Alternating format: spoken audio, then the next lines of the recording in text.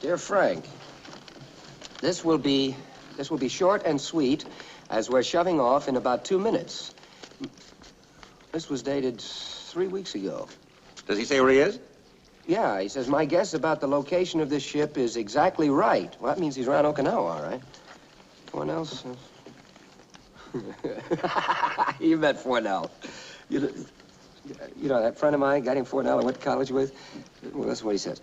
Fornell says that you and he used to load up your car with liquor in Omaha and then sell it at an indecent profit to the fraternity boys at Iowa City. How about that? We did, too. What's this? This part is for Doc.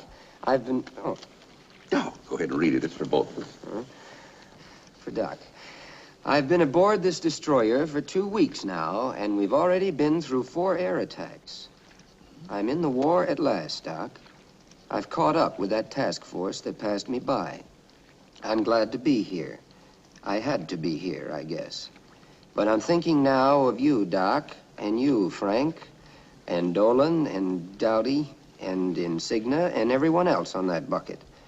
All the guys everywhere who sail from tedium to apathy and back again, with an occasional side trip to monotony.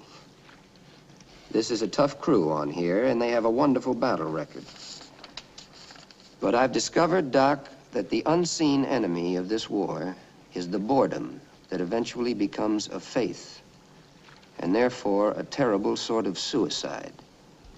And I know now that the ones who refuse to surrender to it are the strongest of all. Right now, I'm looking at something that's hanging over my desk. A preposterous hunk of brass attached to the most bilious piece of ribbon I've ever seen. I'd rather have it than the Congressional Medal of Honor. It tells me what I'll always be proudest of, that at a time in the world when courage counted most, I lived among 62 brave men.